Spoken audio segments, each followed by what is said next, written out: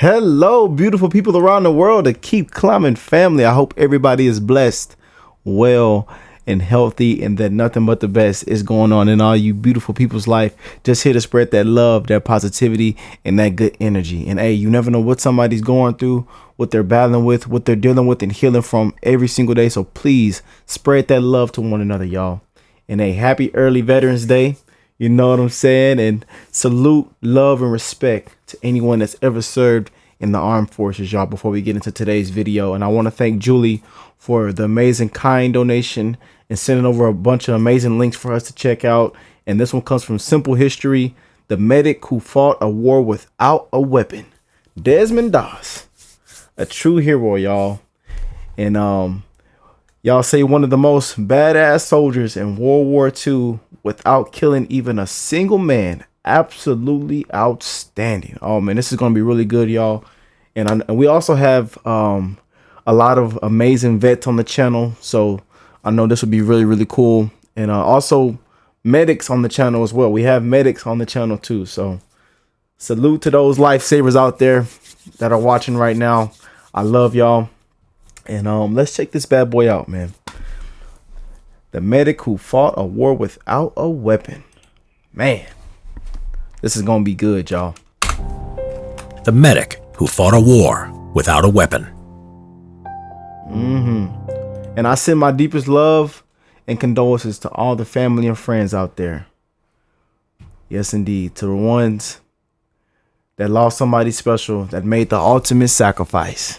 And thank you to the ones that made the ultimate sacrifice that are watching right now. Again, we love you and we thank you. Desmond Doss was not your average hero. He would become a Medal of Honor recipient, the United States of America's highest and most prestigious military award, as a combat medic who saved many of his comrades' lives in battle without firing a single shot, because he didn't take a weapon into combat because of his religious beliefs.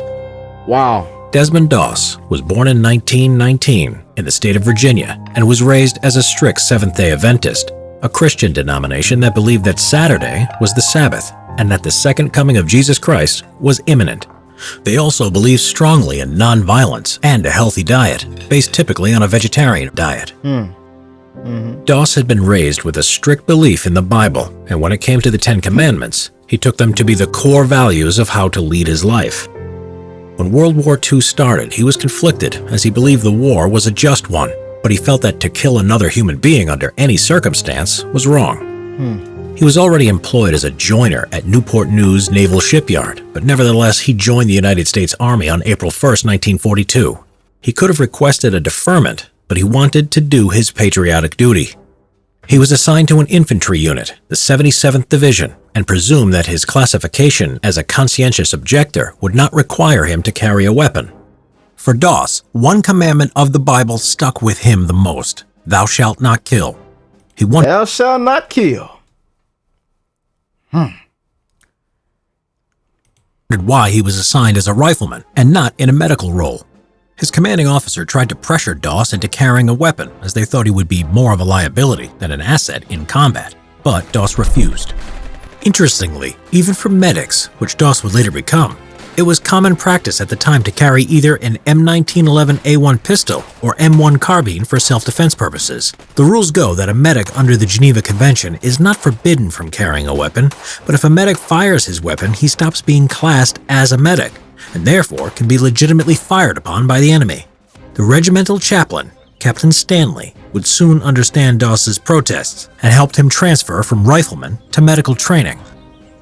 To make matters worse, his fellow soldiers mocked his religious beliefs. When he was reading the Bible daily and strictly observing the Seventh-day Adventist tradition of attending church every Saturday, Doss continuously requested to be allowed to have Saturdays off rather than Sundays in order to follow his Adventist beliefs that Saturday was to be observed as the Sabbath. In the end, Captain Stanley took this up with divisional headquarters, and it was decided that Adventist soldiers would have Saturdays off, just as the other men had Sunday off.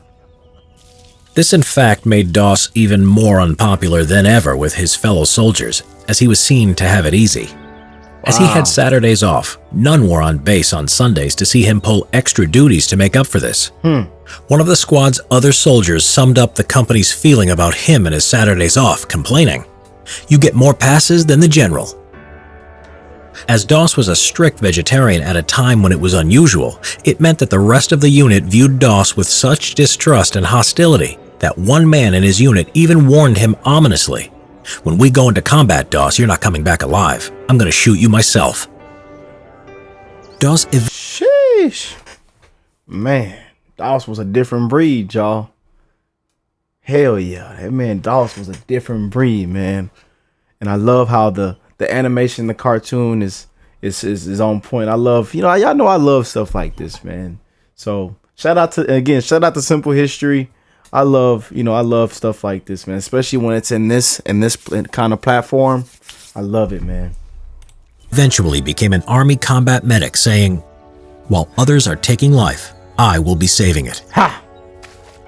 The turning point for Doss and his relationship with his company came with their first 25-mile march with full field pack and rifle, something they were expected to achieve in 8 hours. The other soldiers thought Doss would be having it easy as he would be carrying no rifle or ammo that day, but his 2 canvas medical bags were almost as heavy and much more awkward to carry than any rifle. As the march progressed, he got them lifesaver bags on him, though. He might not have a gun on him, but he got them life-saving bags on him. And them bags is heavy. Started to suffer from exhaustion, numerous blistered feet and dehydration. Some even passed out. And all the time there was Doss, always with a helping hand. Even to the extent that at the end of the march, he insisted on checking everyone's feet and administering medical aid where it was needed. Wow. By the end of that day, he had won the respect of his entire unit for his tireless devotion to his duty. Hell yeah. For the first time, he was treated as one of their own. Hell yeah. Doss, as the qualified combat medic of the unit, was now responsible for providing first aid and frontline trauma care on the battlefield. He would be assigned to accompany his unit into the war zone and be there with them on the front line at all times. This was soon to happen, for the 77th Division had had their first combat experience on May 11, 1943, and Doss and his comrades were urgently being trained up to replace the combat losses and help expand the division's strength. The 77th Division would end up being in combat officially for no less than 208 days, suffering a total of 9,212 casualties before the war would end. The Battle of Guam. Doss's first taste of combat was at the Battle of Guam, which was a bloody battle fought from July 21st to August 10th, 1944, to recapture the U.S. territory of the island of Guam from a determined Japanese garrison of nearly 20,000 troops. Though according to the Geneva Convention, knowingly firing at a medic wearing a clear insignia is a war crime, the Japanese snipers and machine gunners tended to ignore this and saw combat medics as easy and valuable targets to gun down. So medics in the Pacific Theater were often told to avoid wearing medical insignia in case it would make them more, not less, of a target. Doss was under fire nearly every day during the battle and was busy doing his part in saving lives. Wow. Guam had shown Doss how cruel war could be. As his unit was pushing forward through the jungle on their first day, a young, fresh-faced recruit spotted a fountain pen laying on the jungle floor and went to pick it up. Before anyone could warn him otherwise, a white phosphorus grenade exploded. Boom. The pen had been booby-trapped. The young man who had picked up the pen, his chest now a bloody mess, had blood pouring out of an open wound.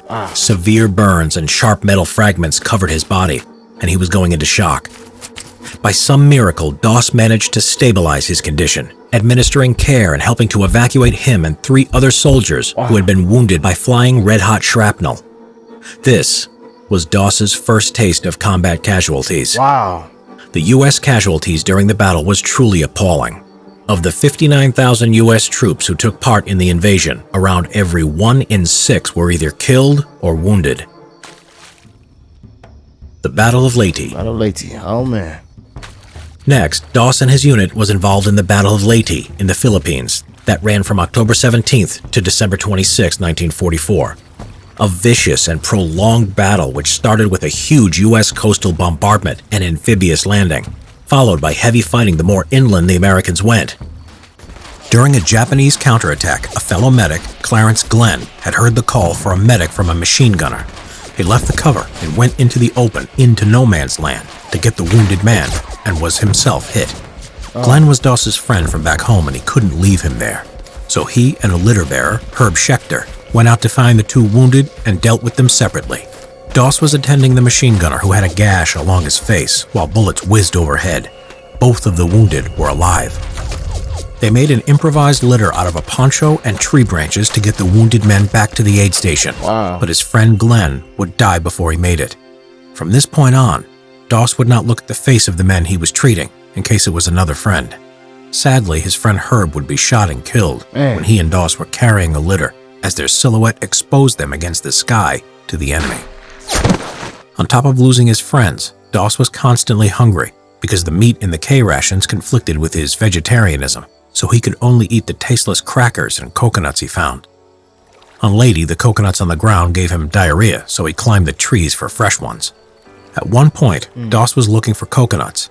It attracted poorly aimed Japanese machine gun fire. When they were killed by American soldiers, it was later discovered that they had been drunk on sake.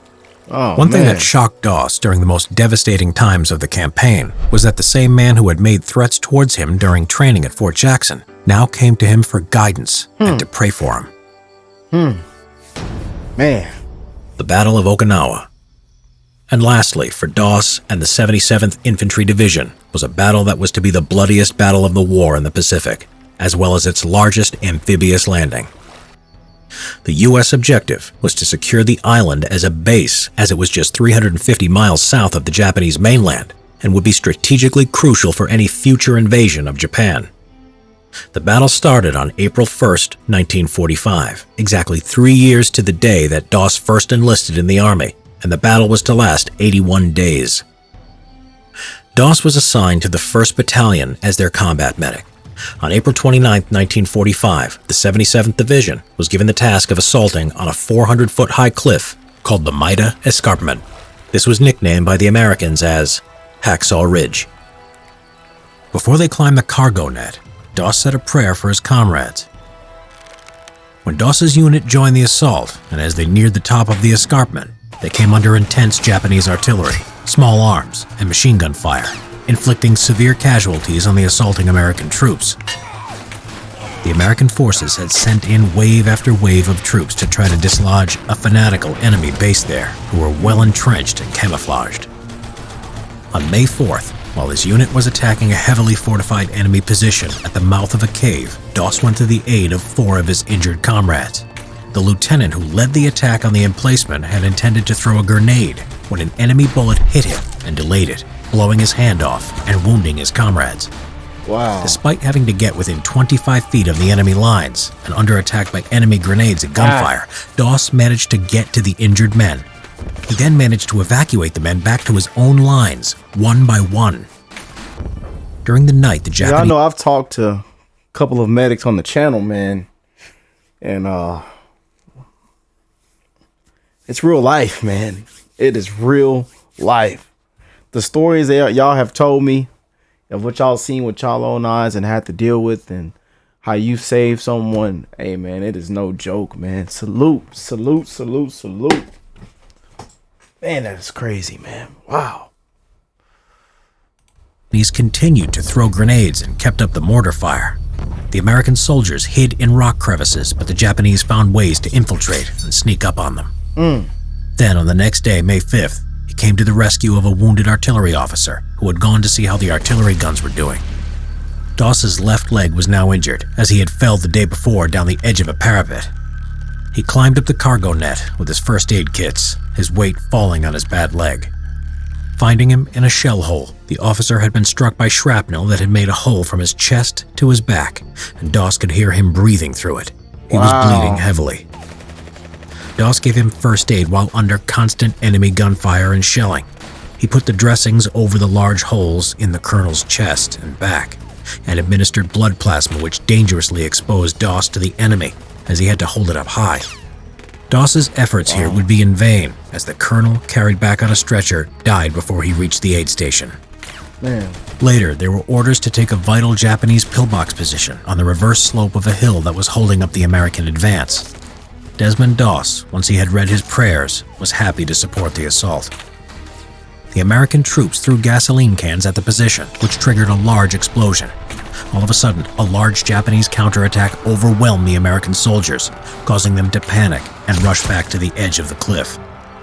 But despite this, Doss refused to take cover, and while constantly under heavy fire by the enemy, though being totally exhausted, he spent hours carrying the wounded one by one to the edge of the escarpment. Then, to get the more severely wounded down, he tied a rope to a tree stump and lowered them down the cliff on a rope-supported stretcher to safety. Man. When the stretcher kept slipping, he turned to a new method, looping the rope around the wounded men's chest and legs to lower them down. Doss, standing, exposed to potential enemy fire, was seen praying at the cliff edge as the men were being lowered down. And later he had said he had been praying to the Lord to help him get one more, and after that, one more, until they were all down. Calculating the wounded men at the base of the cliff, the captain worked out that Doss had saved around 75 men. Woo! The Americans would eventually go back up the cliff and on May 7th would take the position. By some miracle, Doss survived the whole battle totally unhurt, but that was soon to change. On May 21st, in the confusion of a night attack, Doss tended to the American wounded, risking being hit by both the Japanese and by friendly fire. Doss was in a shell hole with another American soldier when a grenade landed beneath him. His reflex action was to put his foot on it and was seriously wounded in both legs. His blood poured out from the impact of 17 pieces of shrapnel in his body. But he remained in his position for 5 hours, tending to himself while also helping others who were wounded, until a medic and a pair of litter bearers could get to him. But that was not the end of it that day, for as he was being stretchered to safety, they got caught in an enemy tank attack. As they took cover, Doss spotted a critically injured man and insisted that he be taken back on the stretcher instead of himself. While Doss waited for the litter bearers to return, he was found and helped back by a fellow soldier. Suddenly, Doss was hit by a Japanese sniper's bullet and suffered a compound fracture to his arm. The two men took cover in a shell hole. Realizing how badly injured he now was, Doss instructed the soldier on how to bind his rifle stock to his shattered arm to act as a splint. Eventually pushing through excruciating pain, he would make it back to the aid station. The U.S. Army recognized Doss's extreme bravery, and he was awarded the Congressional Medal of Honor for his heroic and selfless actions at Okinawa from April 29th to May 21st, 1945. Because of his heroic actions, many wounded men made it back home. Desmond Doss would go on to run a small family farm with his wife Dorothy, and lived to the age of 87. Hell yeah. 87, man.